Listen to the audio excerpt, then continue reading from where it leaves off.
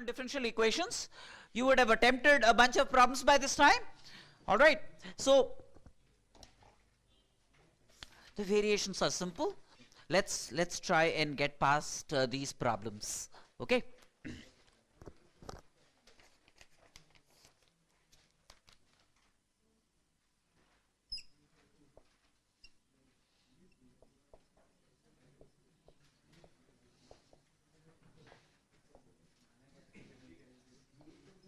Right then, so one part A is about finding the differential equation of all circles,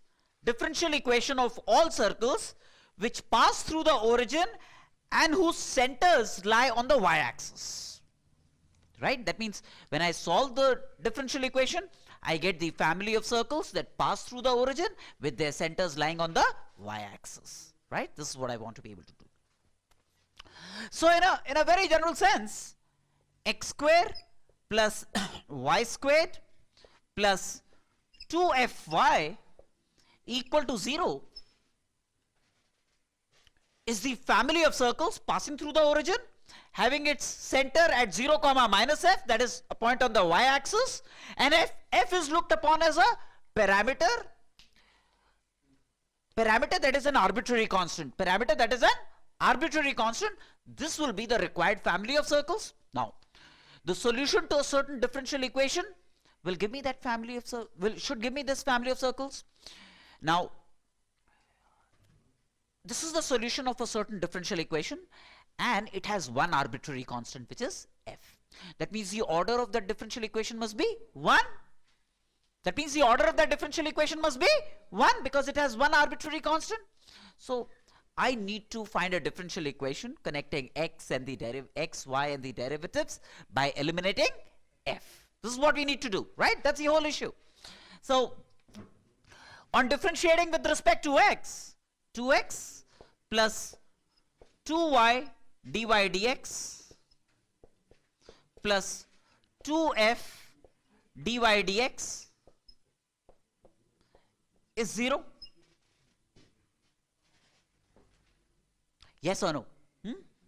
This gives me, see, 2 gets cancelled, f equal to minus x plus y dy dx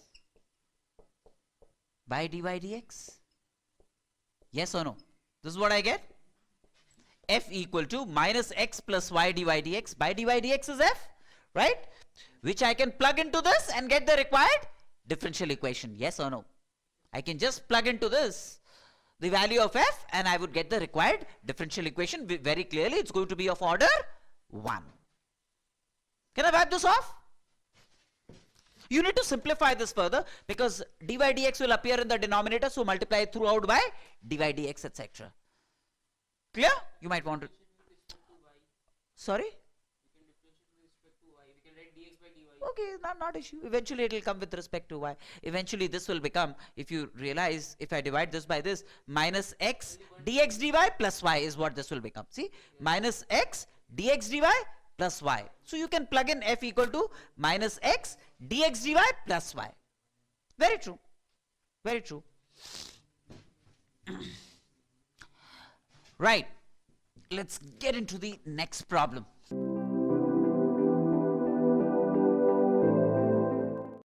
1b.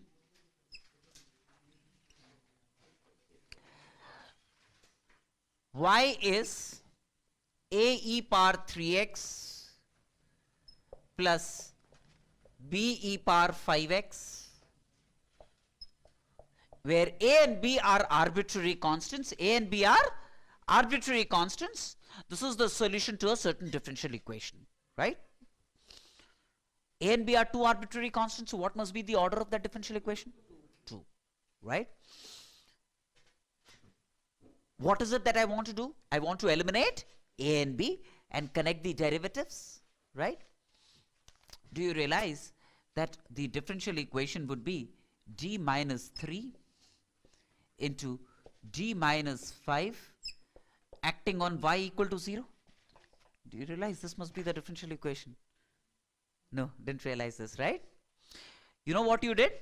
You differentiated this with respect to x once, twice. Oh, you did this? Very good. Right, right. FD acting on y equal to 0. See, if you think about it, have you gone through my classes? Right? The solution to this differential equation would be, see, d equal to, if I replace d by m, then m minus 3 into m minus 5 is 0. Is the solution would be e power 3x would be one particular solution, e power 5x would be another particular solution, and their linear combination would be c1 e power 3x plus c2 e power 5x kind of a thing. Yes or no? Recall that? We take a trial solution e power mx, then it's as if d can be replaced by m, then m minus 3 into m minus y is 0, m is 3 and 5, so the solution is going to be c1 e power m1x plus c2 e power m2x. Recall that? So you don't have to differentiate this twice and eliminate a and b using simultaneous equations, right? You don't need to do that. This is what you need to do. D minus 3 into D minus 5 acting on y must be 0. That means essentially d squared minus 8d plus 15 acting on y is 0, or d2y dx2 minus 8 dy dx plus 15y is 0. That's the required differential equation. Clear?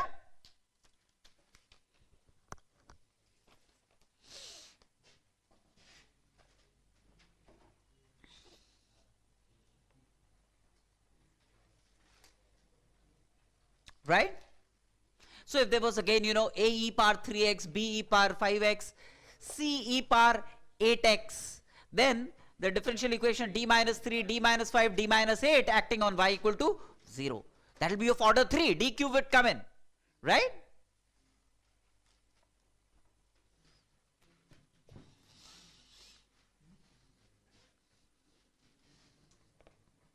Can I wipe this off?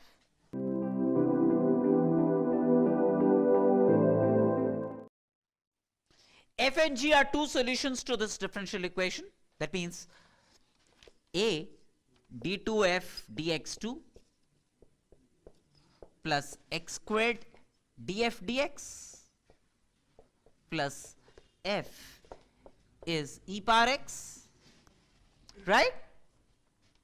And A, G is also a solution, so d2g dx2 plus x squared dg dx plus g is e power x. We want to find the differential equation whose solution is f minus g. So if you subtract, you get the required differential equation. A d2 dx2 f minus g plus x squared d dx of f minus g plus f minus g is 0. That means the required differential equation is going to be A d2y dx2 plus x squared dy dx plus y equal to 0. Y could be f minus g. The solution to this differential equation would be f minus g. One of the solutions to this differential equation would be f minus g. Clear?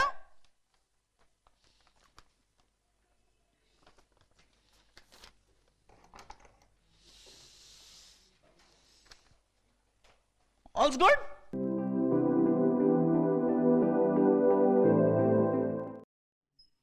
Hey,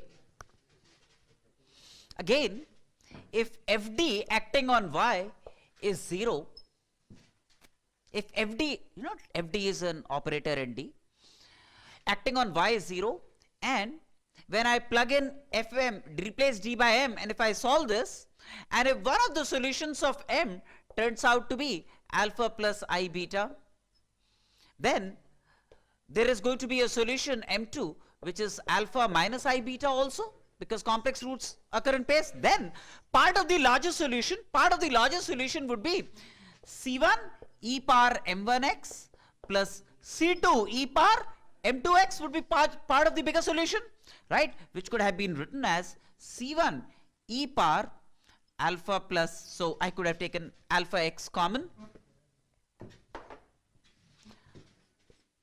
e power alpha x common, then c1 e power I beta x plus c2 e power minus I beta x is what the solution would emerge as, right? And this I can write as cos beta x plus sin beta I sin beta x cos beta x minus I sin beta x. This will turn out to be e power alpha x some k1 cos beta x plus k2 sin beta x kind of a thing is what it would emerge as. K1 and K2 are arbitrary constants. So, and conversely, if this is a solution to a certain differential equation, then one of the values of m1 can be taken as alpha plus I beta, the other value could have been taken as alpha minus I beta, and a differential equation whose roots are m1 and m2, is going to be d minus m1 into d minus m2 acting on y is 0. That means d squared minus m1 plus m2 acting on y sorry,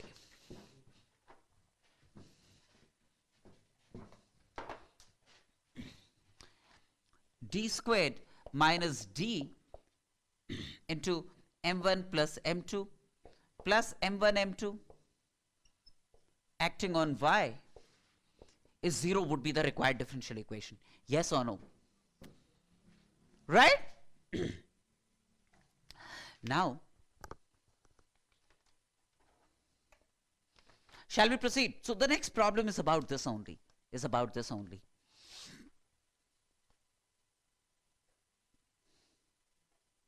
Can I wipe this off? Yeah.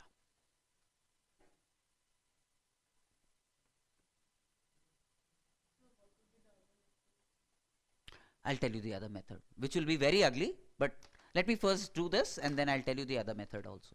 If you allow me to wipe this off.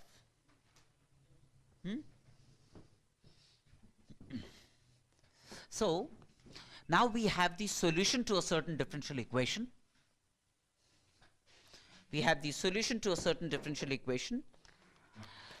Given as y equal to e power minus x, a cos x plus b sin x. A and b are arbitrary e power minus x, right? E power minus x in this case. So alpha is minus 1 and beta is 1, right? So one of the roots m1 would be minus 1 plus I, the other root m2, right? Alpha plus I beta, alpha is minus 1, beta is plus 1. So alpha plus I beta and alpha minus I beta. These are m1 and m2.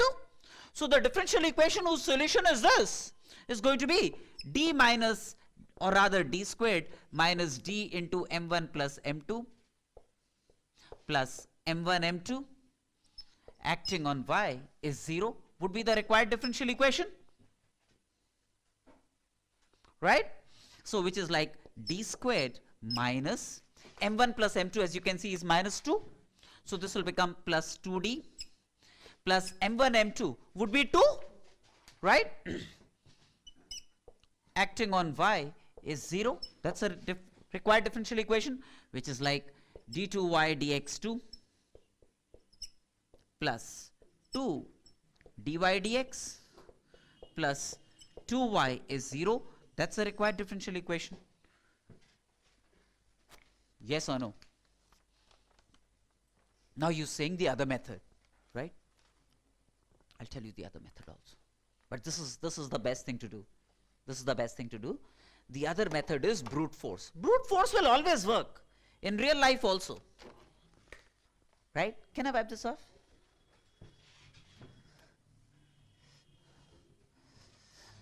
So the other method,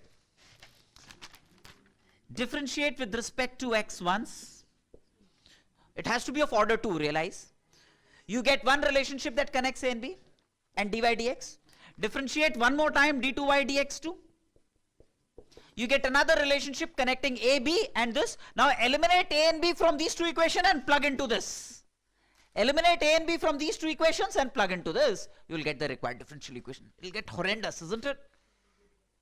Yes, but you still got the right answer, right? No. You still one up. You're still in class 10 and you got that. Congratulations. Very good. No, I don't want you to be complacent, but that's still an achievement. Very good. Keep it up. So, this is what could have been done in absence of scarcity of ideas at that point of time. You could still do this. This will work. This will always work. Right? So in this it will substitute, it is not becoming smooth ideas, because at first differential we can again write minus y. That way it became easier. No, that will only reduce the algebra to a certain extent, but you will still have to differentiate a second time, isn't it? Got me? Suppose it was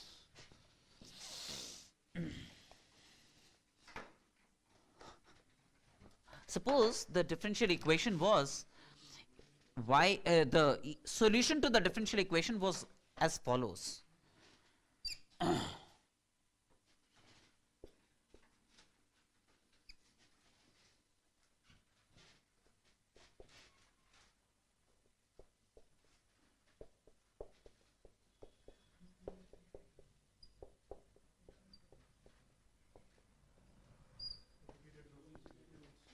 Very good, very good.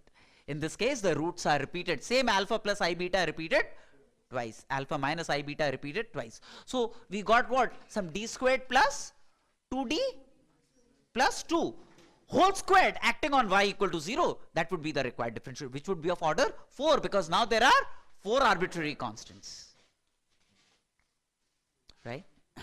And if it was like a prime x plus a double prime x squared cos x, b plus b prime x plus b double prime x squared, cube that, because that complex root gets repeated 3 times. This is what transpires, right? Excellent.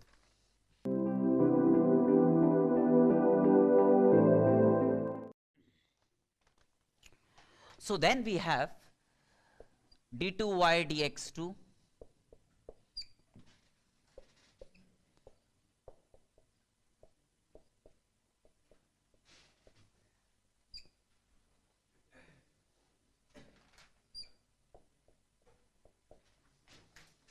very clearly. This is, we want to find the order and degree, so you have to remove all fractions in powers. Whole to power 4 is y plus dy dx whole square to obtain the degree and order of the differential. The highest order derivative here is 2, and the highest power of the highest order derivative is 4. So the order is 2 and degree is 4 for this differential equation, right?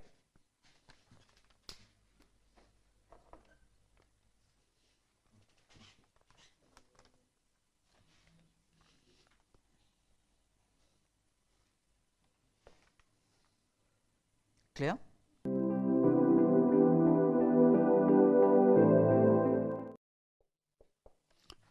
Obviously, you want to find the order and degree, multiply throughout by, this is not, this is separate, not in the denominator, right?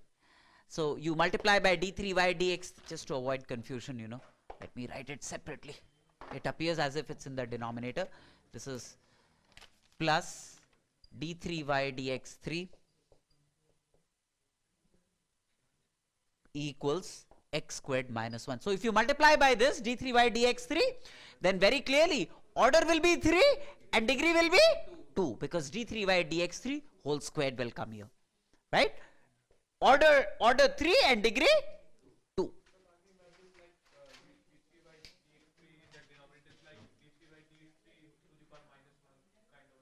You really think so? Is d2y dx2 1 by d2x dy to whole to power minus 1?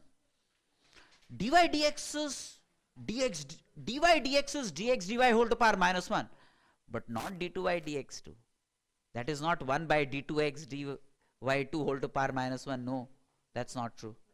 Huh? Yes. It's not.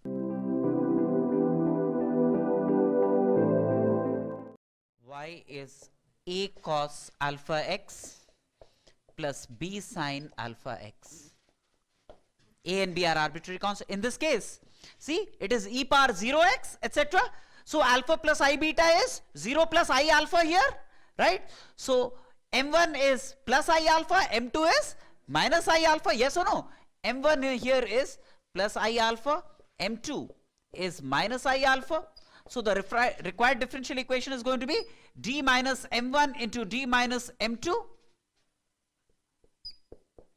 Acting on y is 0, or d squared plus alpha squared acting on y is 0, which is like this simple harmonic oscillator, isn't it? This is the solution of a simple harmonic oscillator, isn't it? So d squared plus alpha squared acting on y is 0. That's the required differential equation.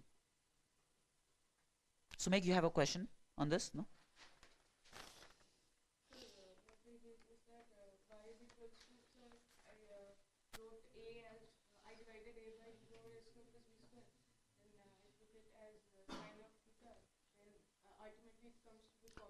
d2y dx2 is minus some omega squared kind of a thing, minus alpha squared, etc. Right? Perfect.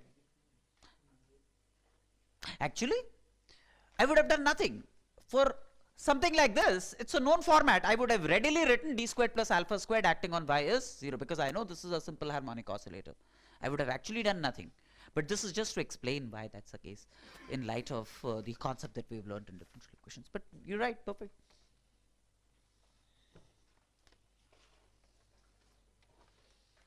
Can I wipe this off?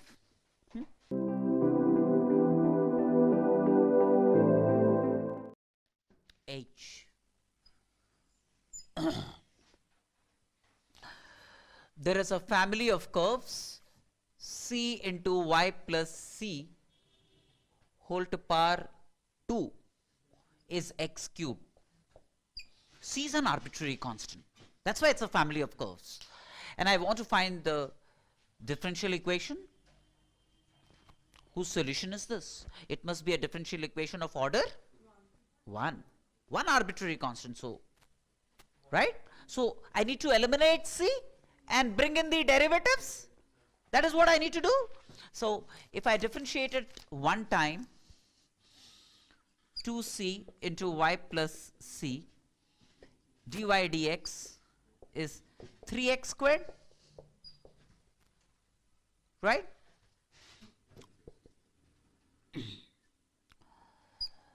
Two c by y plus c, suppose, so just to eliminate y plus c whole squared is dy dx is 3x squared. I hope you realize, and you realize why I did this. So that this y plus c whole squared can be written as c by x cube. This y plus c whole squared could be written as c by x cube. I'm sorry, x cube by c. X cube by c.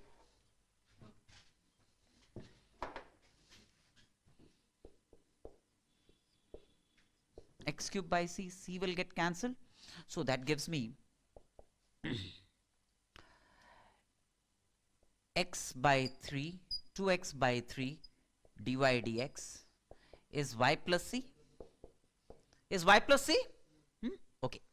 So this y plus c I can write as 2x by 3 dy dx whole squared, right? This y plus c whole squared can be written as 2x by 3 dy dx whole squared. That's y plus c whole squared. That's y plus c.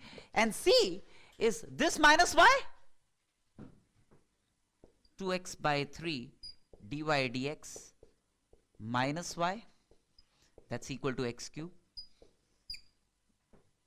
That's a required differential equation very clearly of order 1. Order 1. Highest order derivative is 1.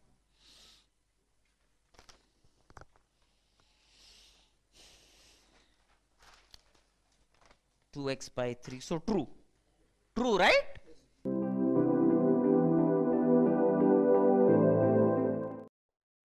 We need to solve this differential equation, right?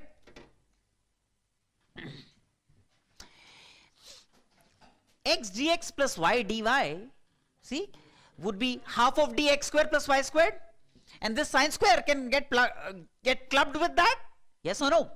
So what I do is this I write as x dx plus y dy divided by sine squared x square plus y squared, right? So half of cosec squared x squared plus y squared, right? Sine squared comes on this side, d of x square plus y squared, right? And this dx comes here, making it y dx minus x dy, right?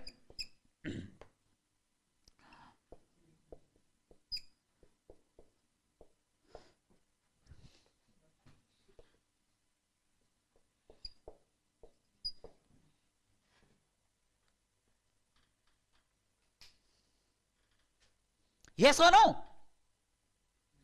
Right? Now, this is fine. This is very good. This look, cosec square theta d theta, if I integrate this, minus cot theta is what I'll get. Now, as far as this is concerned, this y cubed, I write as y square. Yes or no?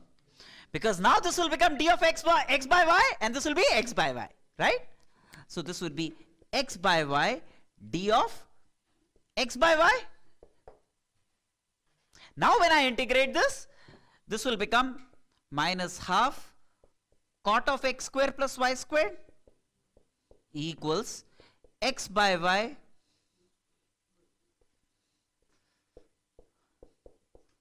plus a constant of integration.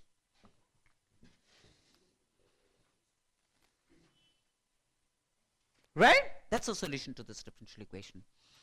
Order 1, so one arbitrary constant.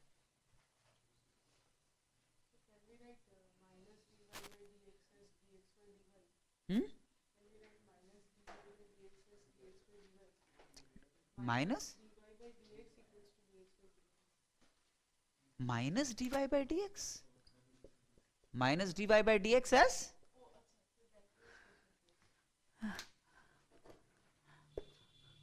Okay. My students will always understand algebra of differentials better than anyone else on the planet. I vouch for it. Shall we proceed?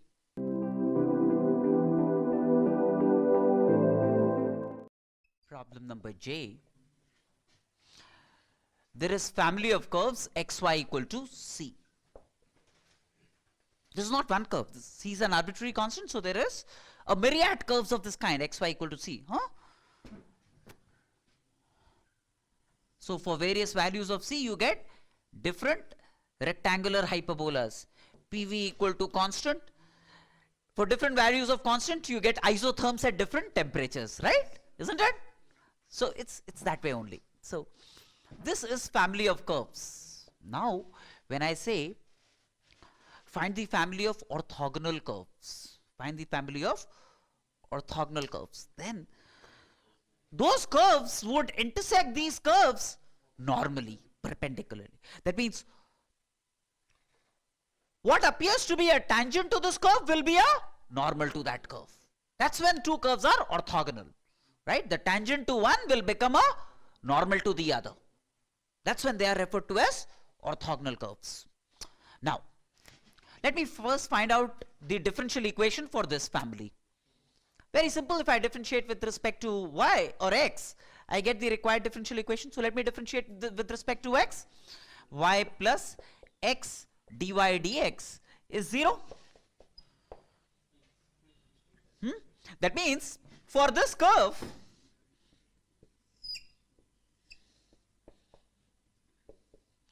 xy equal to constant, if I take a point p x comma y,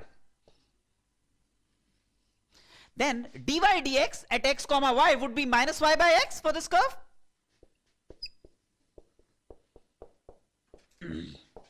For this curve. Now for an orthogonal curve, for a curve which is orthogonal, right, the dy dx here becomes the normal here. That means the slope of the tangent to this curve, the slope of the tangent to the original curve, that is this curve, will become the slope of the normal to the new curve. So minus y by x is the slope of the tangent to the old curve. Minus y by x is the slope of the tangent to the old curve. And this will be the at x comma y, and this will be the slope of the normal to the new curve. Yes or no? So this is the guiding condition for the old curve. The slope of the tangent at any xy is minus y by x, and this will be equal to the slope of the normal to the new curve at that very point, at the point where the two intersect, right? So for the new curve, for the new curve. Now, the new curve would have minus dx dy as the slope of the normal at any xy, and that at x comma y will be minus y by x. You know what I'm saying? I can repeat if you're not sure about it. I'll repeat. See, very simple, you know, and you must understand this. See, if this is my old curve, which is like xy equal to c. Now, for this old curve, if I look at a point P, x comma y, this is my old curve, xy equal to c. If I look at a point P, x comma y, then the slope of the tangent, this is the tangent to the old curve, slope of the tangent at x comma y is minus y by x, right?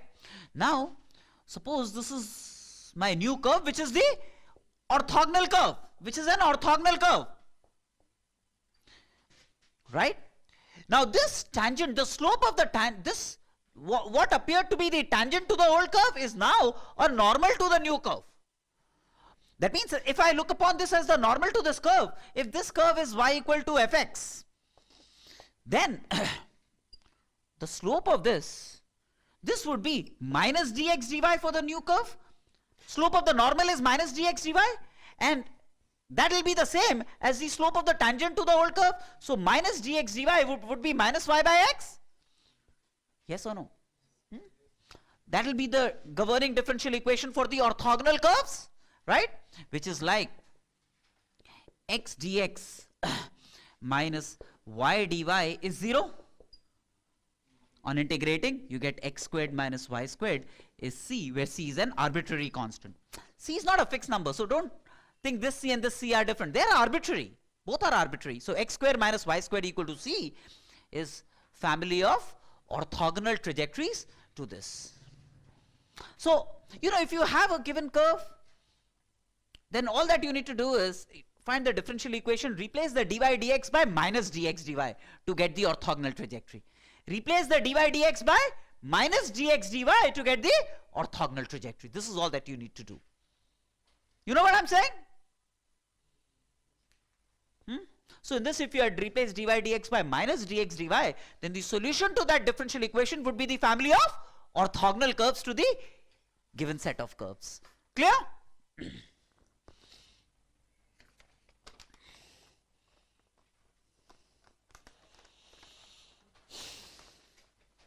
Shall we proceed?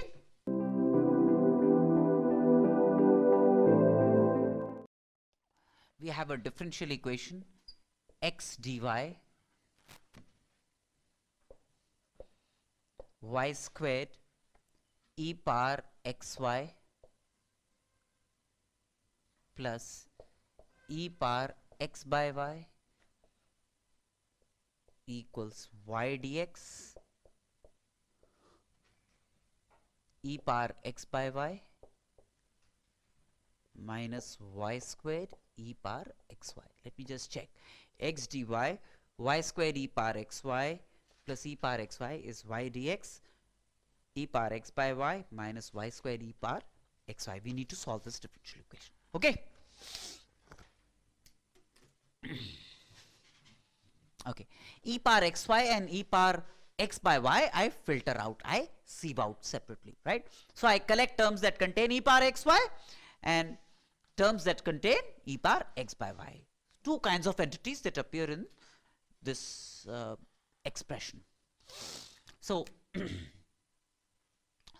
realize that this y squared e power xy will get clubbed with this, and I can take y squared e power xy common from this term and this term to get x dy plus y dx, plus y dx. Now minus sign, this will come here as plus y dx. Yes or no? And on the right hand side, I take e power x by y common, e power x by y common to get y dx minus x dy. Yes or no? You said it. Right. So this is d of xy. So e power xy d of xy, and this y squared I bring down here. That's equal to e power x by y d of x by y.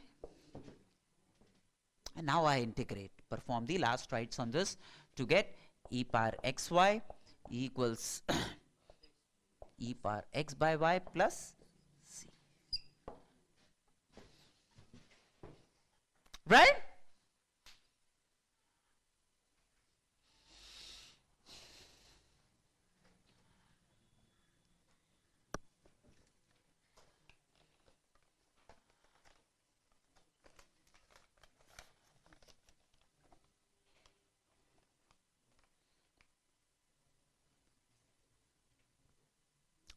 Proceed.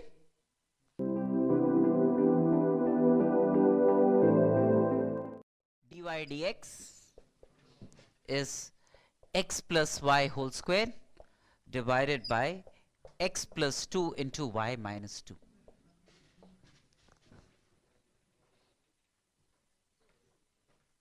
Yes, absolutely. This could be written as x plus 2 plus y minus 2 whole squared divided by x plus 2 into y minus 2 is dy dx. Right?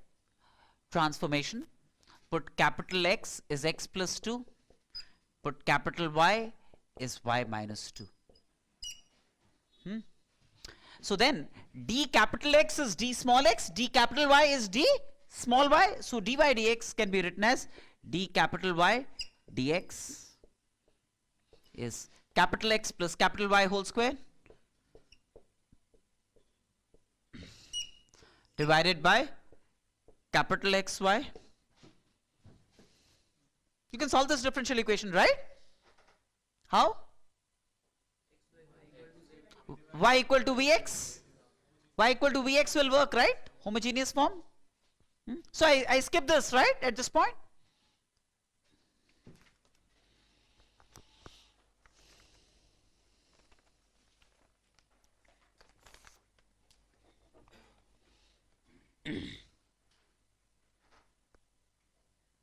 Can I wipe this off?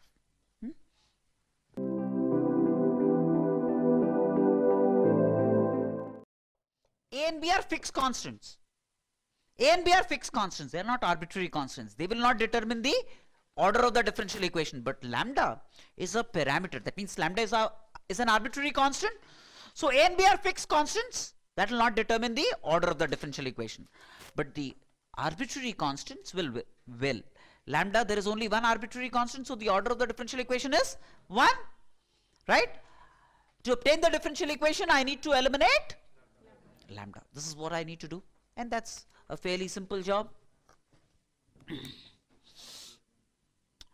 2x, so x by a square plus lambda plus y dy dx by b squared plus lambda is 0.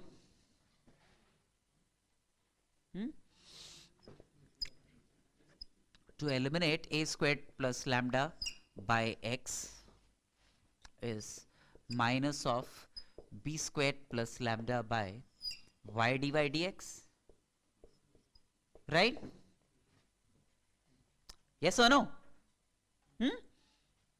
If this is this, then each will be sum of the numerators by sum of the denominators. Each will be sum of the numerators by sum of the denominators. Sum of the numerators is a squared minus b squared. And sum of the denominators is x plus y dy dx. Yes or no? Now this gives me access to a squared plus lambda and b squared plus lambda. A squared plus lambda would be x into this divided by this, and b squared plus lambda would be minus of this into y dy dx by x plus y dy dx, right? So as you can see, a square plus lambda is x into a squared minus b squared divided by x plus y dy dx, and b square plus lambda is going to be minus of a square minus b squared into y dy dx divided by x plus y dy dx. Clear? And the a square plus lambda can be sourced from here, plugged into this. The b square plus lambda can be sourced from here and plugged into this. And that's going to be my differential equation.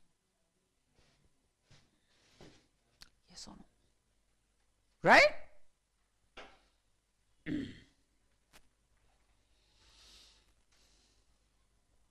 Sounds fair?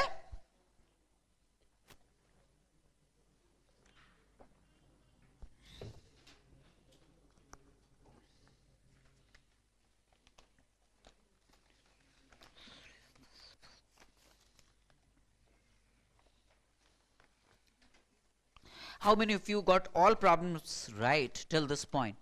Very good. Very good. Very good. Excellent. All right. Can I wipe this off?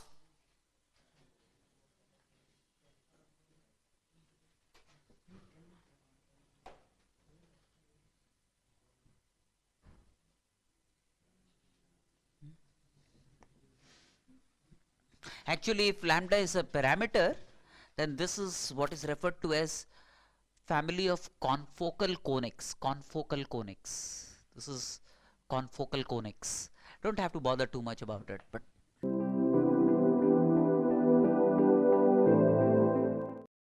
is 0. I write this as x cubed dx plus y cubed dy, and I club these two terms, 3xy into y dx plus x dy is 0. Yes or no? Realize what I did, Shreyans? Naina? X cube dx plus y cube dy is this. Then 3xy squared dx and 3x squared y dy. From these two terms, I take 3xy common, 3xy, so I'm left with a y dx plus x dy. Got it? But what is this? This is d of xy. And what is this? This is d of x power 4 by 4 plus y to power 4 by 4 is what this is, right? Plus 3xy d of xy is 0. Integrate, very simple. X power 4 plus y power 4 by 4 plus 3xy whole squared by 2 is constant. That's the solution to this differential. Could you have done anything else? Huh? Y equal to Vx, it's homogeneous form, dy dx, realize this by this, homogeneous, but that will be very lengthy. I'm sure those of you who've gone through that homogeneous form would have realized that it would have taken the hell out of you, right? Yes, yes, yes, yes, yes, it's exact. M dx plus n dy is 0 if dou m dou y plus is dou n dou x. Then you know that you could manipulate terms and obtain it as a perfect differential. Very good, right? By and large, I would avoid using y equal to vx because it makes the whole thing very ugly, very cumbersome on most occasions. The same thing, using y equal to vx must have been pretty filthy, right? Shall we proceed?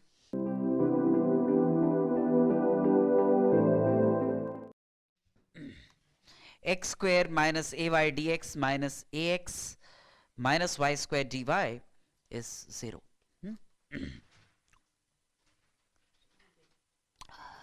Now, I could write this as x squared dx plus y squared dy minus a into y dx plus x dy is 0. This is d of xy very clearly. So when I integrate this, this will give me x cube plus y cube by 3 minus a xy equal to constant will be the solution to this differential equation.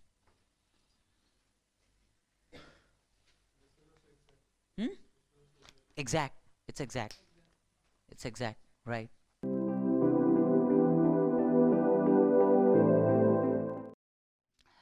This is d of x square plus y square, right? Plus, if I divide by x squared both numerator and denominator, then I get x dy minus y dx by x squared 1 plus y by x whole square is 0. What is this? This is d of y by x. Right? This is going to be d of y by x. So half of d of x square plus y square plus 1 by 1 plus y by x whole square d of y by x is 0. Integrating. So half of x square plus y square dt by 1 plus t squared tan inverse t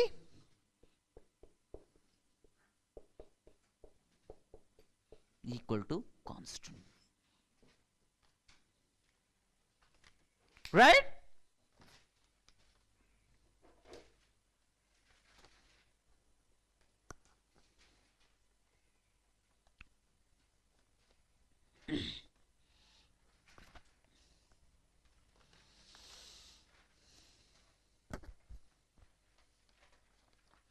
All's good?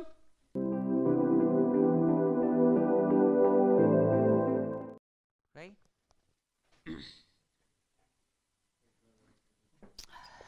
So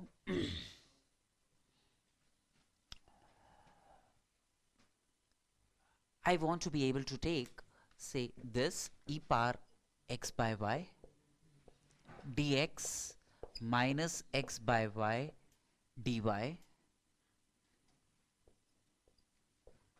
plus dx, or say e power x by y dy plus dx. Realize whatever I have done here? This with minus x by y dy are these two terms, then this plus dx, and e power x by y 1 dy is this term. Right?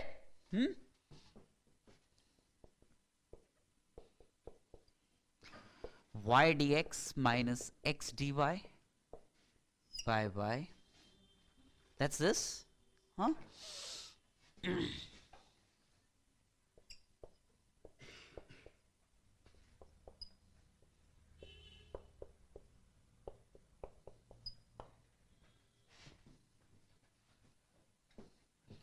If I do this, then this will become d of x by y.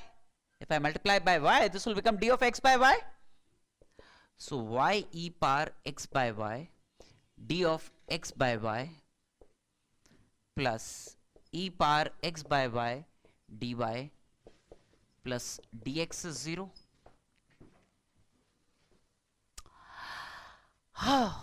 What is this? E power t dt is d of e power t.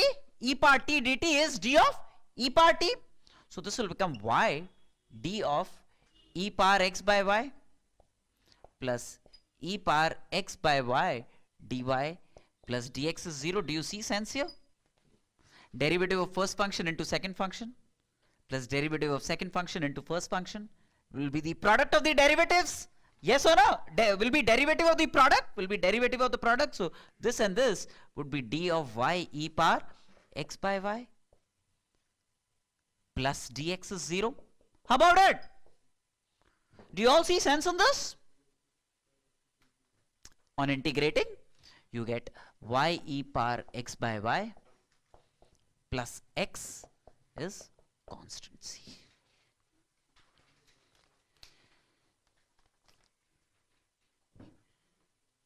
Yes or no? Confused? No? What did you do? Y equal to Vx? Or x is Vy, same thing. Right. Right. So that will always work. You know, by and large, what I try and do is, I avoid doing that. I invariably try to manipulate the given entity in some form or the other. Until and unless I come to a cul-de-sac, a dead end, I don't like to deploy y equal to Vx. Because the algebra obtained on y equal to Vx is no fun. That will work, but before you embark on mission y equal to Vx or x equal to Vy, try some simple manipulations and adjustments in the given expression. Chances are that you'll be obliged, right?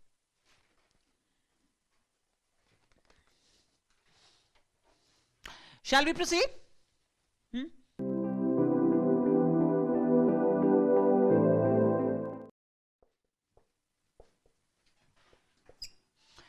2x dx would be d of x squared.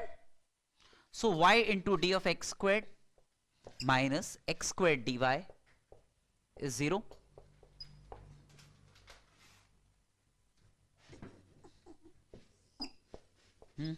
This is d of x square by y, isn't it? This is d of x square by y. Do you realize that? Derivative of numerator into denominator minus derivative of denominator into numerator by denominator squared. So d of x square by y is what this becomes. Very good.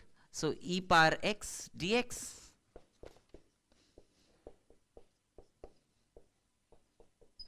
integrating e power x plus x square by y equal to constant. Yes or no?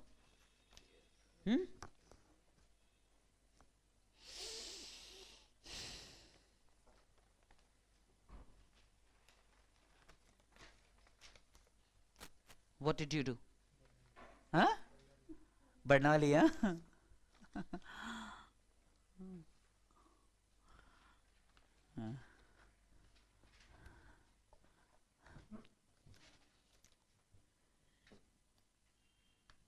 I mean, see, a good inspection at the very onset will help you determine a direction. See, this 2x dx readily made me feel that, well, d of x squared and there is an x square. So, you know, there was ample reason for me to take to this direction rather than any other direction. You know why? Right?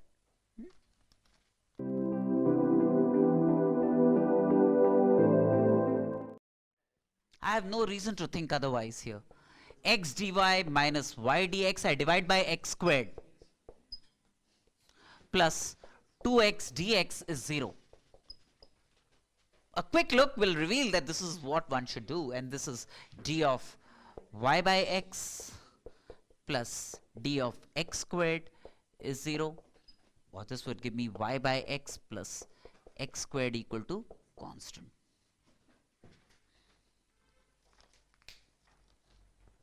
Right?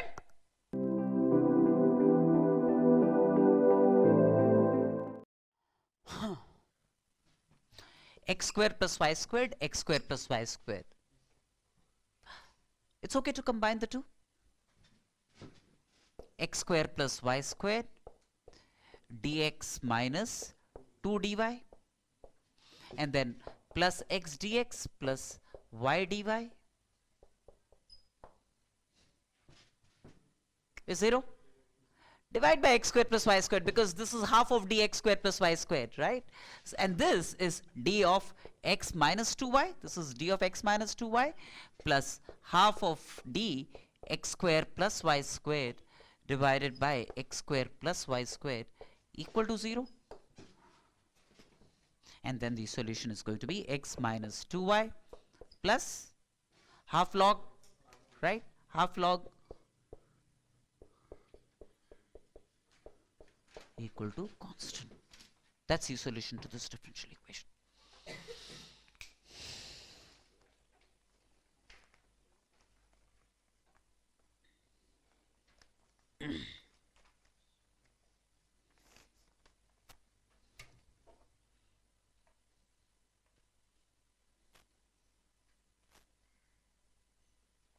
Also okay?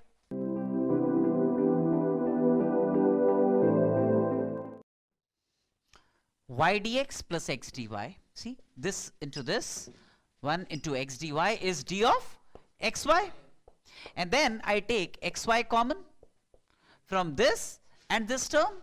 So that's going to give me y dx minus x dy equal to 0. Yes or no? Okay. This is best when it appears with this. Now what I do is, this is d of, no, I'll tell you what I'll do. So far so good, right? See, I just divide by another xy and see what happens. So this is like dt by t squared, d of minus 1 by t, and this is dx by x minus dy by y equal to 0 on dividing by xy, right? So this is minus 1 by xy plus, this would be log x minus log y. So log of x by y equal to constant. That's the solution to the differential equation.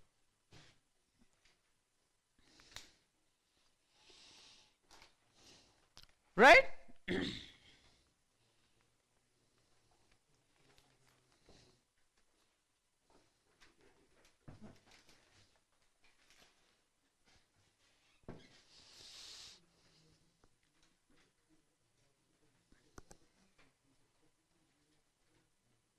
All's fine?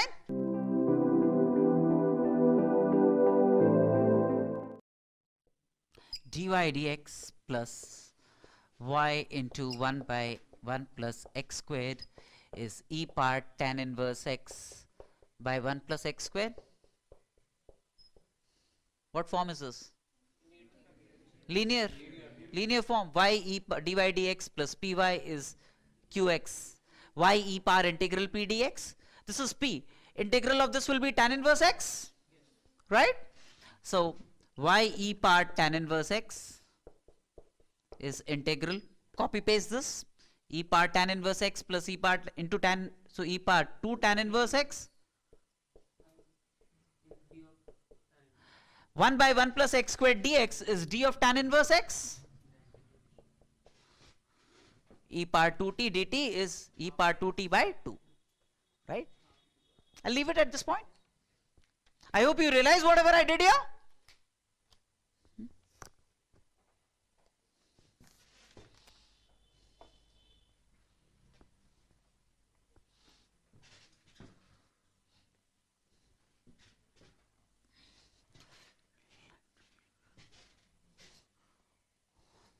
Real life differential equations will never be this straightforward. They will not fall under any rule, anything that you have learned. For every physical situation, you will have to obtain the differential equation and a trial solution of that differential equation based on your physical understanding of the problem. And then there are numerical techniques that you would have to deploy. See, when we started with linear differential equations of order n, we took a trial solution e power mx. Now, when we are actually getting a differential equation for a heat transfer problem or for a fluid mechanics problem, then we should have a physical understanding of the problem. That's when we can suggest a trial solution and see if that solution converges or not. Life at this stage is very easy. These are very straightforward things. You know, little bit of manipulation, little bit of adjustment here and there, transposing terms, takes you to your destination.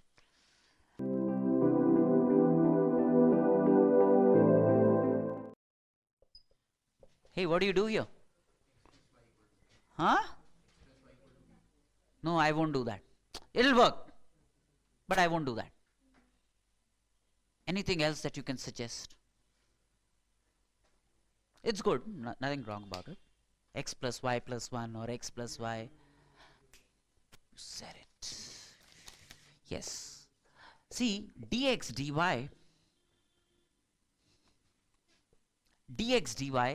minus x equals y plus 1. It's a linear in x. X e power integral p dy.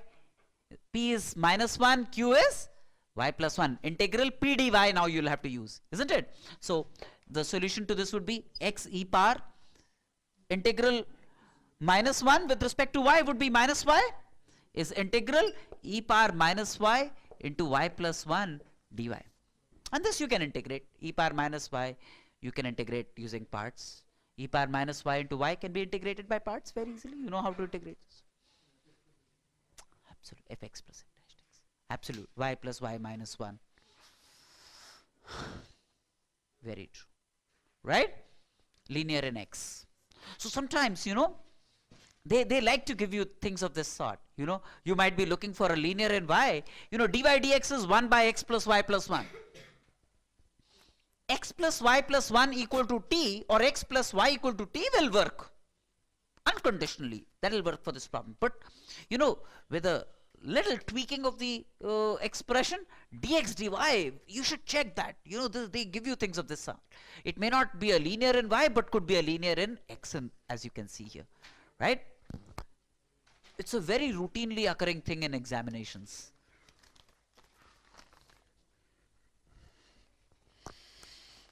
Okay, how many of you could do all 10? Okay, very good.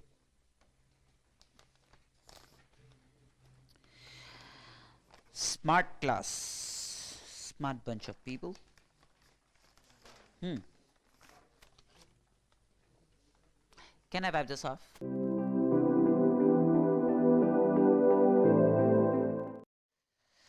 Number 3, there is a differential equation dy dx plus p a function of x, y is q a function of x.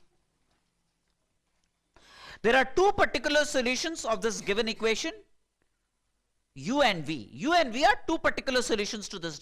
I hope all of you understand the difference between particular solution and general solution, right? If you give arbitrary constant specific values, then that's a particular solution, right? That's a particular solution. So u and v are two particular solutions to this differential equation. Meaning what? Meaning du dx plus pu is q and dv dx plus pv is q.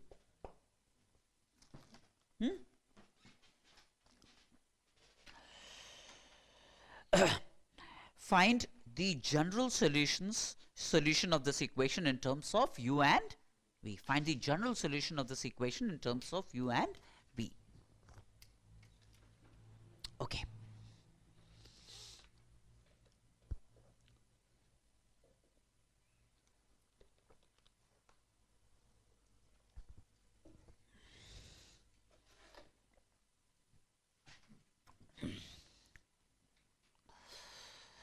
Now, if I did this minus this is the general solution, say y. U and v are particular solutions, right? The general solution should have how many arbitrary constants in this case? 1. First order differential equation, 1 arbitrary constant, right? Say this y is the general solution, and these are u and v are two particular solutions, okay? If I do this minus this, then I end up getting ddx of y minus u plus p into y minus u equal to 0. Right? Yes or no? If I divide by y minus u,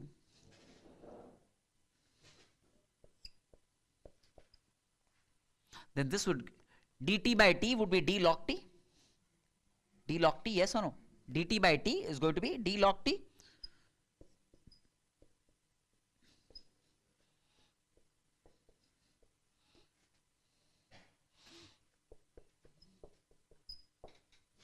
P is 0.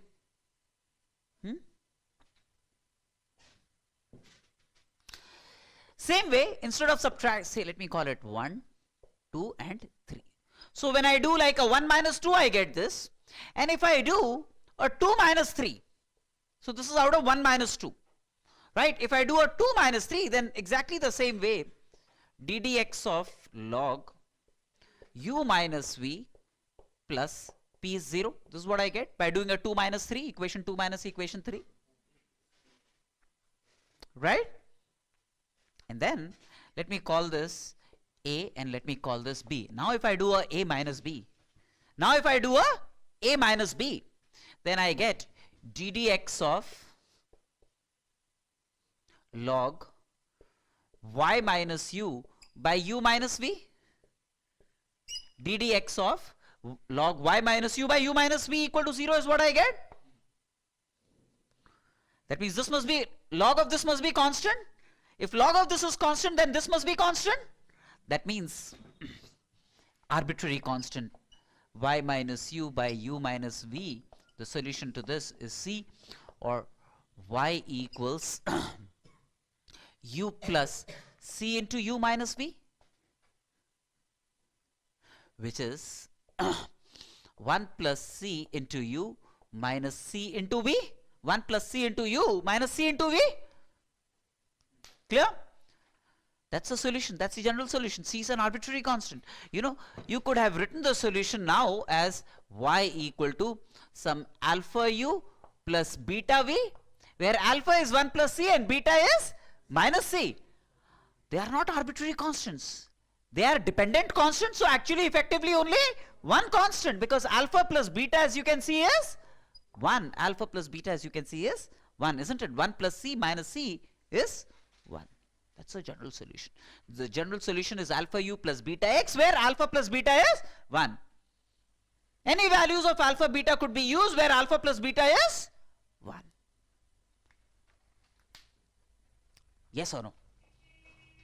Right?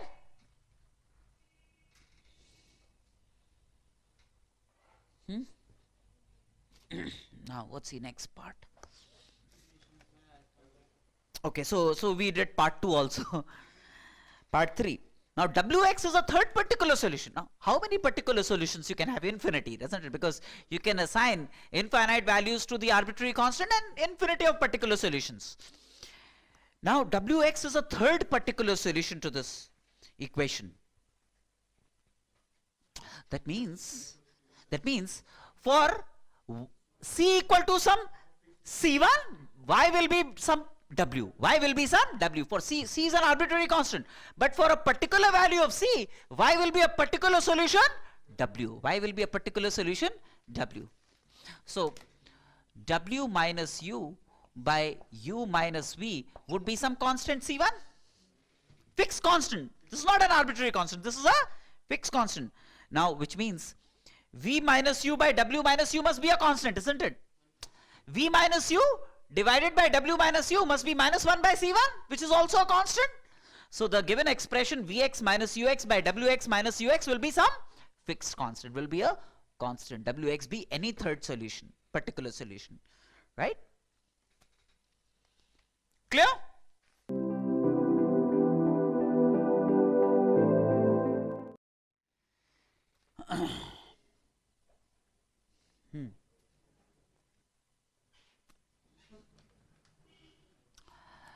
So 1 plus tan y x dy minus e power minus y dy plus x square dy is 0. That's my differential equation.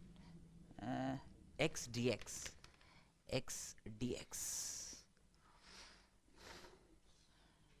Yes. See, again, the writing is on the wall, on the board now. This is d of x square by 2. There is an x square. So, you know, x square could be a subject of the problem. X square could be a subject of the problem. The entire thing should be in terms of x square and y, right? It's reasonable to assume that. So then what I do is x dx dy plus x squared by 1 plus tan y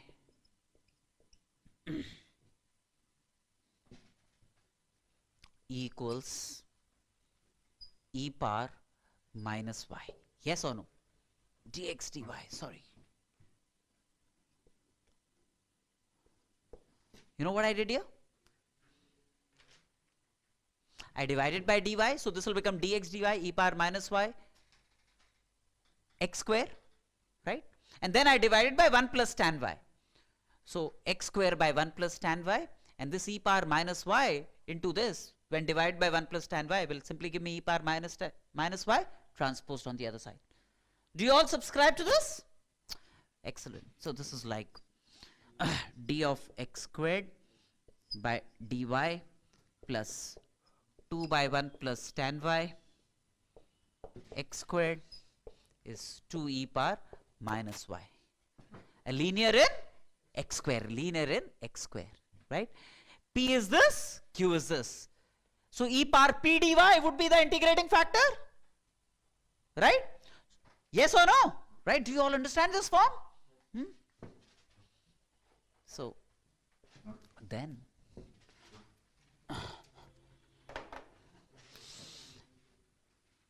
let me just find out e power p dy separately. E power 2 by 1 plus tan y dy. Just this one separately. This is cos y. So cos y plus sin y. 2 cos y is 1 cos y minus sin y divided by sin y plus cos y dy. Yes or no? See, 2 cos y, just evaluating this. When I integrate this, this will be y cos y minus sin y. So log sin y plus cos y. Right? When I integrate this, this is what I get. And e power this is going to be simply e power y into e power log of this. That means sin y plus cos y. That's the integrating factor. Right? And therefore the solution comes so trivially.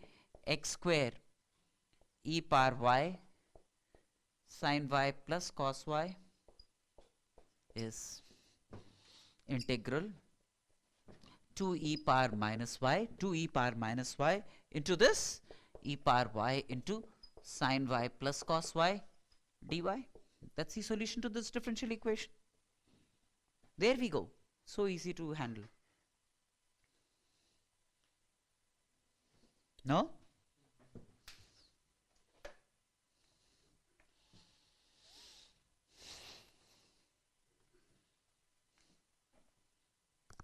You could do this.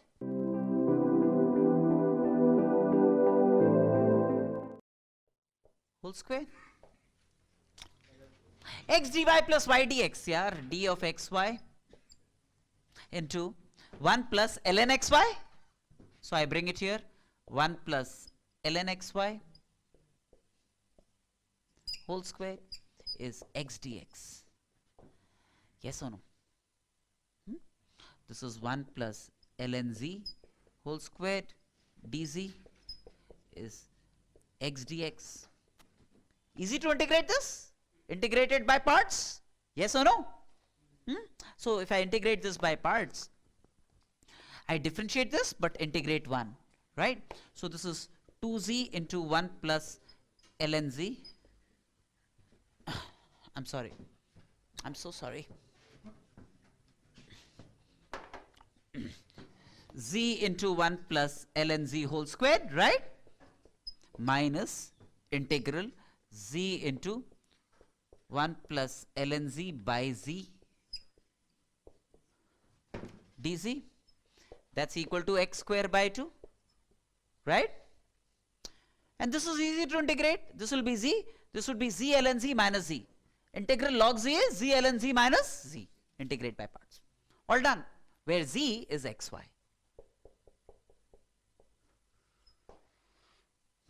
Right?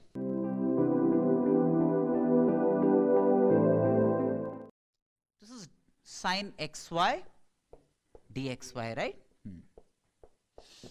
I take xy common from this. Xy, if I take common from this, then x dy plus y dx is d of xy. So this is cos xy dxy is 0. So which is like sin z dz plus z cos z dz is d of sin z is 0. Then the product rule, d of z sin z is 0. This is what I get. Yes or no? Derivative of first into second plus derivative of second into first.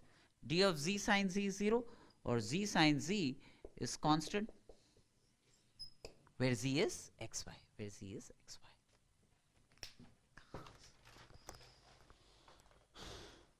I'm not doing fourth for you. Y minus x is t squared. I'm not doing fifth for you. E power x plus y is t. Okay. So till 4 part 5, everything right? Way to go. That's so wonderful.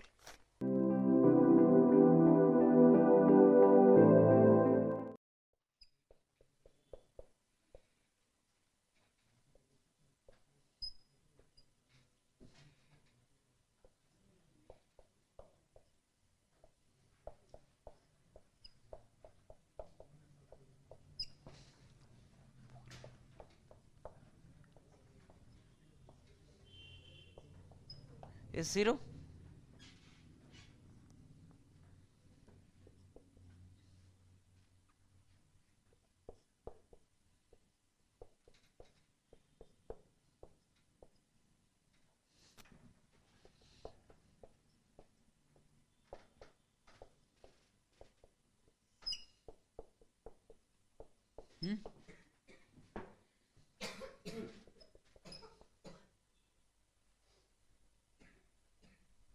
Right? This is d log of x by y. I divide by x square y square, both numerator denominator. So dy by y squared minus dx by x squared by 1 by x minus 1 by y whole square equal to 0 on dividing by x square y square. What is this? D of 1 by x minus d of 1 by y. The numerator is d of 1 by x is minus dx by x squared is d of 1 by x. 1 by y squared dy is d of minus 1 by y. So d of 1 by x minus 1 by y. Right? So this gives me like d of ln x by y, d of 1 by x minus 1 by y whole square is 0. There we are, served on a platter. So log x by y plus minus dt by t squared minus 1 by t minus 1 by x minus 1 by y equal to constant. That's the solution to the differential. Right?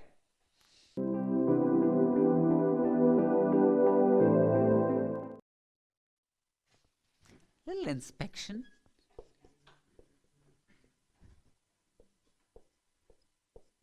Is it? Is it this?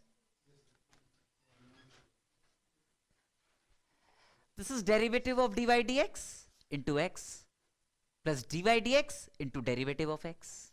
Derivative of the product of two functions. One function is x, the other function is dy dx. Yes or no? Right? That's equal to ln x. Right? This dx comes here. Now if I integrate this, x dy dx, when I integrate this, x ln x minus x plus c, c1 say, not yet over. See, it's order 2, there must be two arbitrary constants. Then divide by x minus 1 plus c1 by x. Integrate one more time, take dx there. Y equal to, this would be x ln x minus x plus c1 log x plus c2. These are the two arbitrary constants, c1 and c2.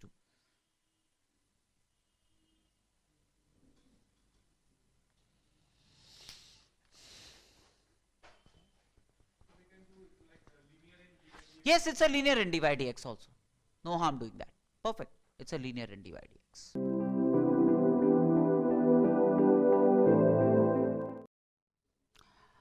X y dx plus x dy.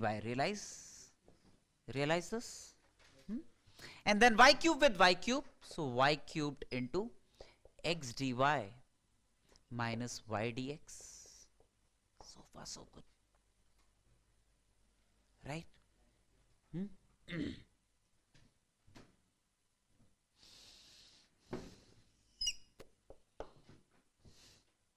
This is d of xy.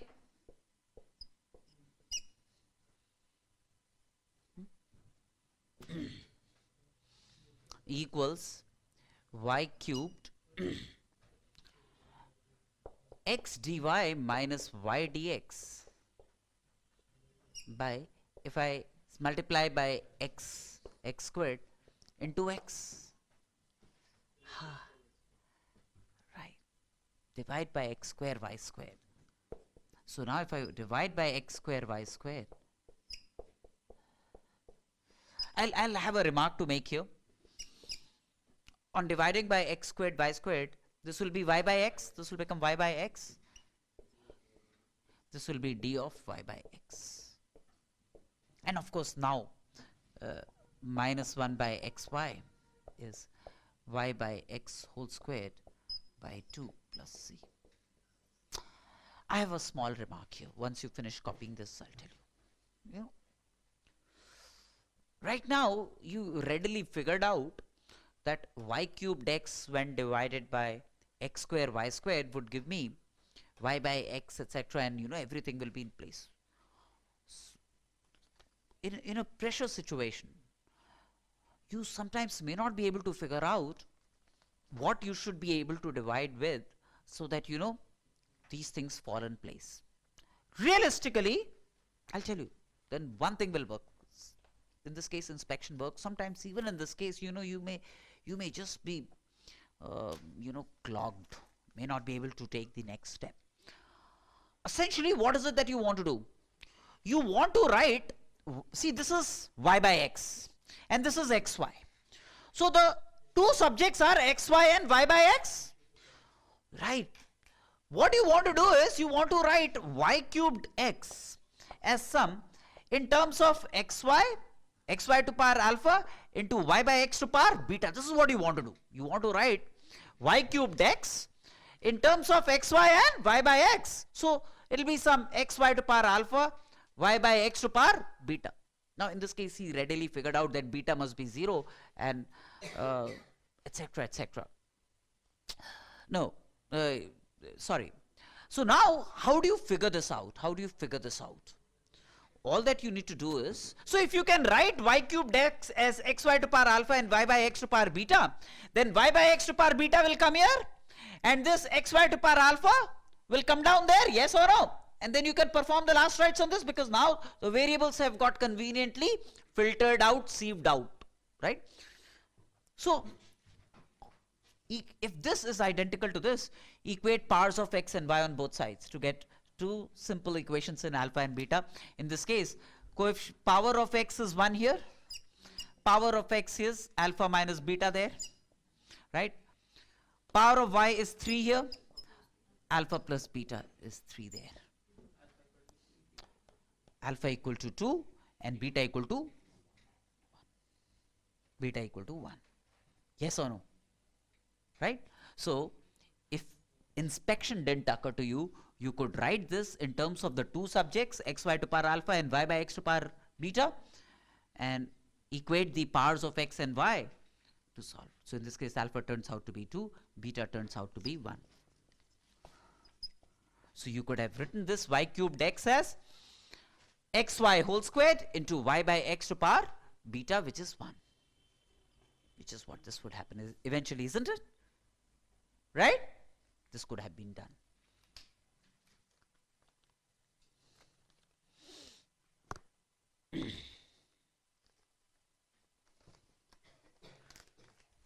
All's good so far, right? Could do this?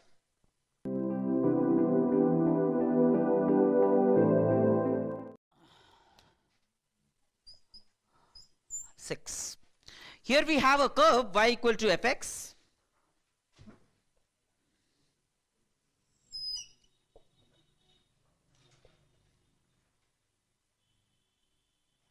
This is part of the curve. Passing through a point 8, 6, having a property that all light rays emerging from the origin,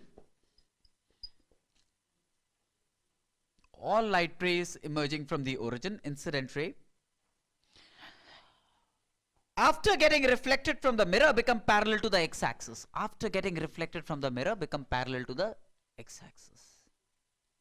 I mean, you would know that then it's about a parabola whose focus is 0, 0, right? And whose axis is parallel to the x-axis. But we'll assume that we never learned parabola, right? We'll do it from first principles. Clear?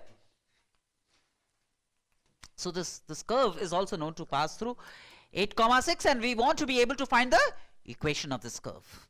This curve passes through a point P, 8, 6, forget that for the time being. That will help us evaluate the constant of integration if it appears, right? Now suppose there is a point P. In all these situations, you know, the practice is very standard and very uniform. X1, Y1, you take any point on the curve. Right?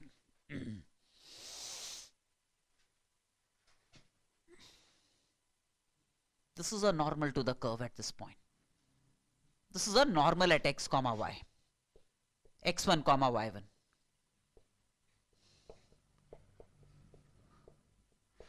Slope of the normal is minus dx dy at x1 y1. Yes or no? That will be the slope of the normal.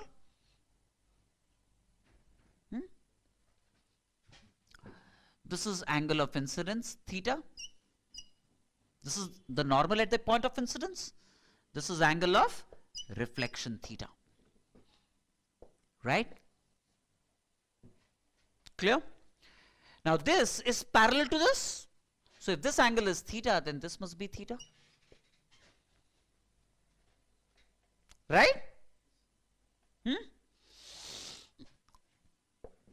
Now A is the intersection of the normal with the x-axis. Right? Now if these two are theta, then the governing physicality of the problem is that OP must be equal to OA is the governing. Yes or no? OP must be equal to OA. This is an isosceles triangle now. Right? We will have to use this physicality to obtain the equation of the curve. Right? Okay, even before that, what's the equation of the normal? Y minus y1 is x minus x1 into dx dy at x1 y1. That's the equation of the normal. Minus dx dy minus dx dy at x1 y1.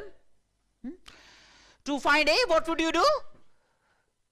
To find the coordinates of A, y equal to 0, you will get the x coordinate of A, right? So if I plug in to this equation y equal to 0, then x will become x1 plus y1 dy dx at x1 y1.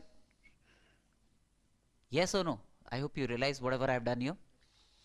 Put y equal to 0. So x, this minus will get cancelled. X will become this y1 into dy dx, y1 into dy dx, and this plus x1.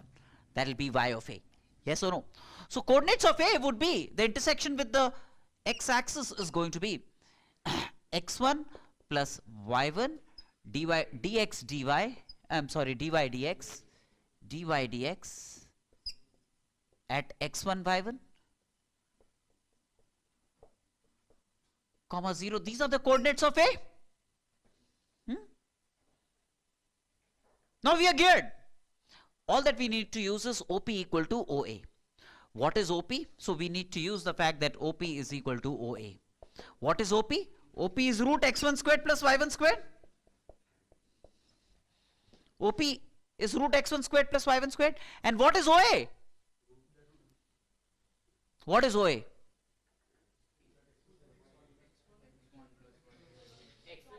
Mod of this,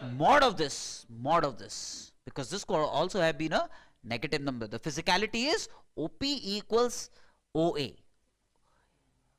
This is not necessarily OA. The modulus of this is OA. The modulus of this is OA. Yes or no? Right? So this modulus of this is mod of x1 plus y1 dy dx at x1 y1. Yes or no? And this is true for all x1 y1s on the curve. This condition is true for all x1 y1s on the curve. So then I can generalize it. I can drop the subscript 1 and call it xy, isn't it? This is true for any x1 y1. So I generalize this. Call x1 y1 as simply xy. Precisely. So then do this. Yes or no? Right? So far so good? So the solution to this differential equation will be the required curve, right? It's order 1. It's not a family of curves. So the constant that will appear will be a fixed constant. It's not going to be an arbitrary constant, because this will represent a certain fixed curve, right? So it will not be an arbitrary constant. This time it's going to be a fixed constant. It's a fixed curve which has this property, and this curve also passes through 8,6. Using that, the fixed constant could be obtained, right? Can I wipe this off and work my way through this, right?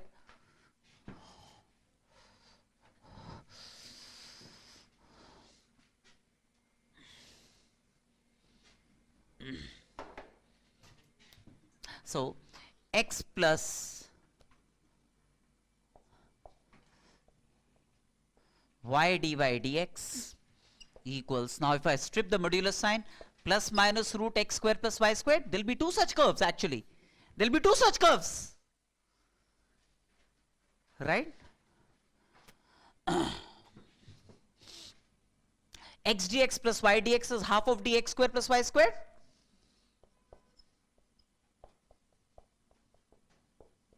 Divided by root x square plus y squared. Two curves would be obtained, one for plus sign, the other one for minus sign, and you should be able to realize why that's happening. Why two such curves? Yes or no? Now when I integrate this, x square plus y squared to power minus half, right? dt by root 2, root t, half 2 will get cancelled, equals plus minus x plus c, right? Put x equal to 8 and y equal to c, y equal to 6. Say, let me take plus sign for definiteness.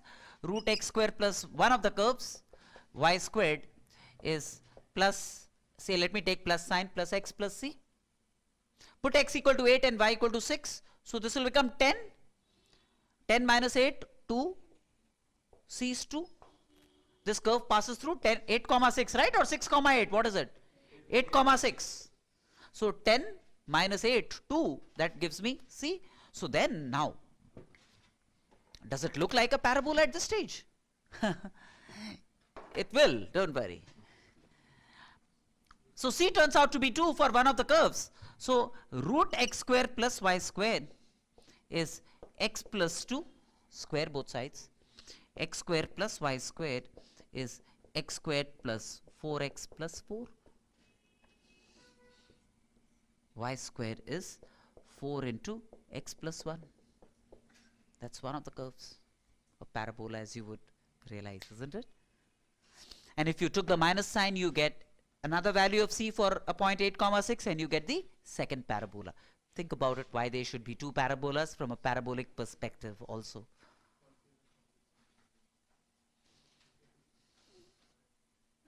Got me?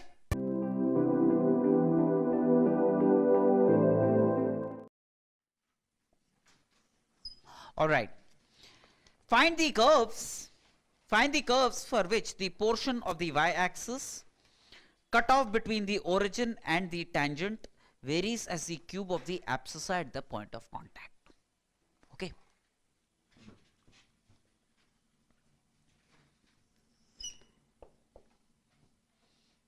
Say this is a curve y equal to fx. There is a point P. Take a specific point x1, y1. Right? Now, there is a tangent drawn at x1, y1. This is a tangent drawn at x1, y1. Right? And the portion, find the curves for portion of the y-axis cut off between the origin and the tangent. That means suppose this point is y of q. This point is y of q. This point is yq. Yq varies as the cube of the abscissa at the point of contact. That means yq is some k times x1q. K is a constant of proportionality, given fixed constant, right? This is the governing condition around which we need to develop the curve, right? So what is the slope of this? dy dx at x1 y1, right? Equation of the tangent is going to be y minus y1 is x minus x1 into dy dx at x1 y1. But this is true for all x. Even before that, does not matter. We'll drop the subscripts later on. in order to find y cube, put x equal to 0. You'll get y equal to y cube, right? So plug x equal to 0. Y then will be equal to y cube, which will be y1 minus x1 dy dx at x1 y1. Right? That's y cube. And what's given is this is k times x1 cube. Y cube y1 minus x1 dy dx at x1 y1 is k times x1 cube. But this is true for all x1 y1 on the curve, so drop the subscript. Replace x1 by x and y1 by y.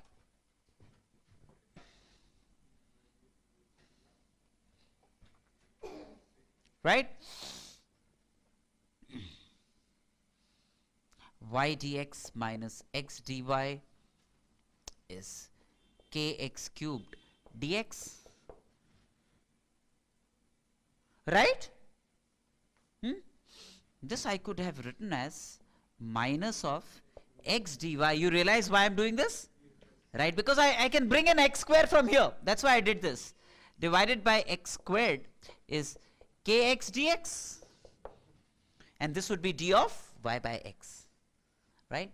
So minus d of y by x equals kx dx. Integrate both sides. So minus y by x is kx square by 2 plus c.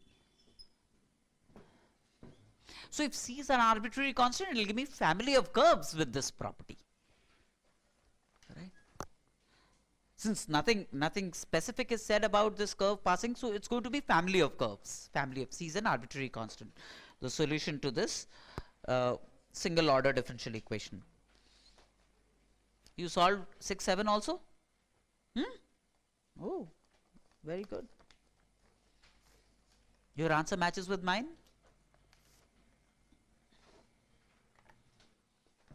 Good.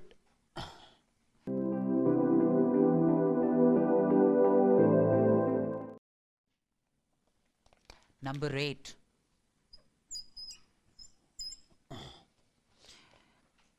Ux and Vx are commensurate with the following differential equation. P a function of x, u is f and dv dx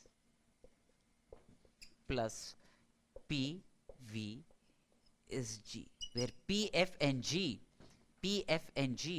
are functions of x, u and v are functions of x. What's given is, for the two curves, u at x equal to x1 is more than v at x equal to x1. That's given. That's condition number 1. The value of u at x equal to x1 is more than the value of v at x equal to x1. That's given. And 2, for all x greater than x1, fx greater than gx. For all x greater than x1, fx is greater than gx. That's also given. These are two conditions given in addition to these differential equations, right? We need to prove that ux and vx never intersect for x greater than x1. Ux and vx never intersect for x greater than this. Right? This is what we need to do.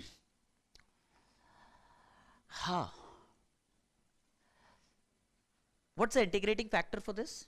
E power integral p dx. So if I multiply both sides by e power integral p dx, it will become a perfect differential. This is what it means, right? So this, on multiplying by integral e power integral p dx, I get d dx of u e power integral p dx is f e power integral p dx. Yes or no? Right? This is what transpires for this. I hope all of you are comfortable with this. If not, I can explain, right? Again, what's the integrating factor for this? E power integral p dx. This will also become a perfect differential. So, d dx of v e power integral p dx is g e power integral p dx. Yes or no? Got me?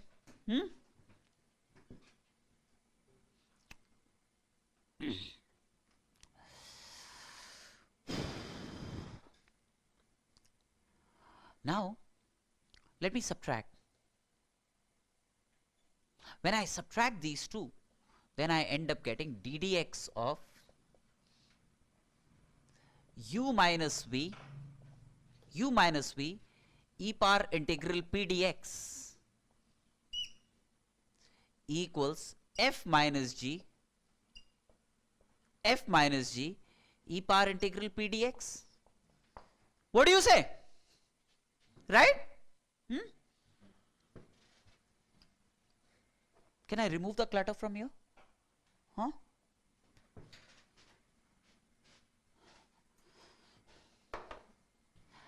Now, e power integral p dx will never be negative. For x greater than x1, see, all for x greater than x1, f minus g is positive. So, for x greater than x1, this is positive, this is positive. That means, d dx of this is positive for x greater than x1, yes or no?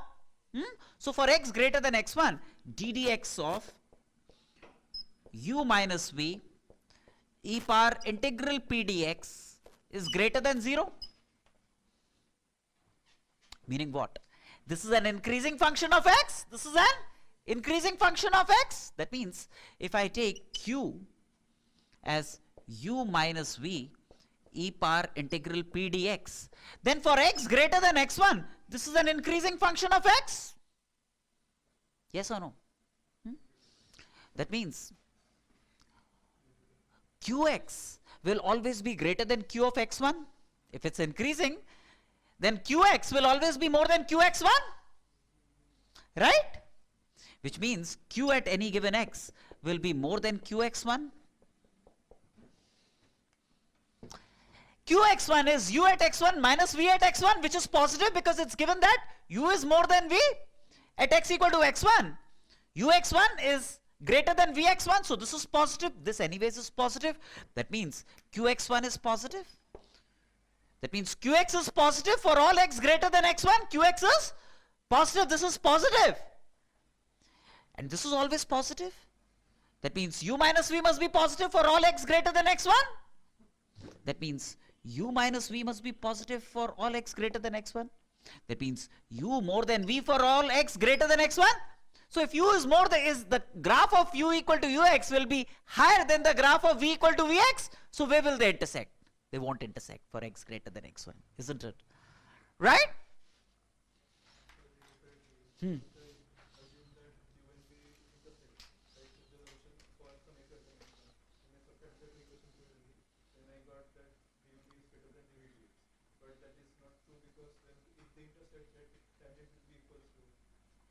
If they intersect, why should the tangent be equal? Two curves can intersect without their tangents being equal. They have to touch each other for tangents to be equal, isn't it? They can intersect. Right now?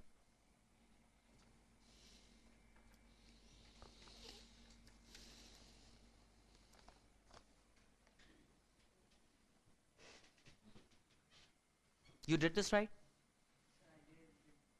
Differently? A little longer?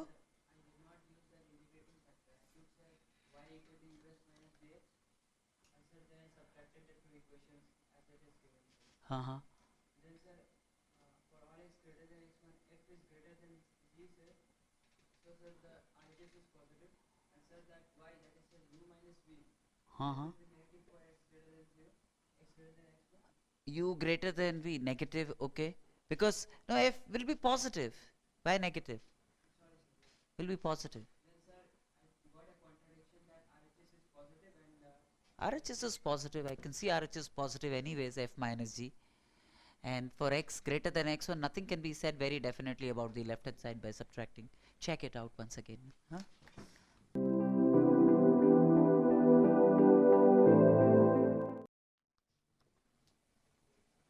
Phi x be a continuous and differentiable real valued function. Phi x is a continuous and differentiable real valued function with phi 0 being 0. With phi 0 being 0. And phi dashed x plus 2 phi x less than or equal to 1, that's given. We want to show that phi x is less than or equal to half. We want to show that phi x is less than or equal to half.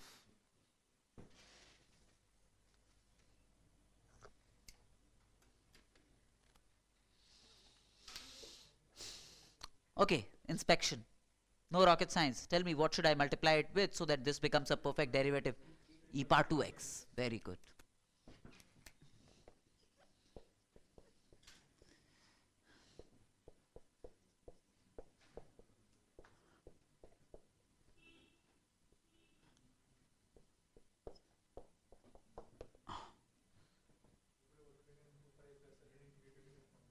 Integrating factor. See, integrating factor is e power, this is a linear in phi, so e power 2x, it could have been obtained. But I mean, the fact that there is 2 here, e power 2x, seemed pretty much in place. So then this is like ddx of phi e power 2x less than or equal to e power 2x.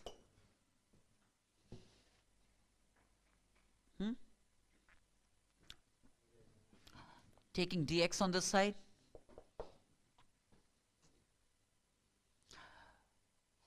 So then the area under this from 0 to x must be less than or equal to area under this from 0 to x. The areas will follow that rule. Yes or no? Pardon me. This is phi e power 2x at x minus phi e power 2x at 0. But phi e power 2x as 0 will be 0 because phi 0 is 0. That's given. So the left hand side is phi e power 2x at x. That's the left hand side. Right? The right hand side is going to be e power 2x minus 1 by 2. E power 2x minus 1 by 2. That's the right hand side. Phi then is, on dividing by e power 2x, is 1 by 2 minus half of e power minus 2x. Phi is less than or equal to half. Do you see that? Phi is less than half, isn't it? Which is what we wanted to establish. As x tends to infinity, phi tends to half. Less than. So it may not, we do not know whether it becomes half or not. This is less than or equal to. Which is less than or equal to half. Everything less than or equal to. Yes or no?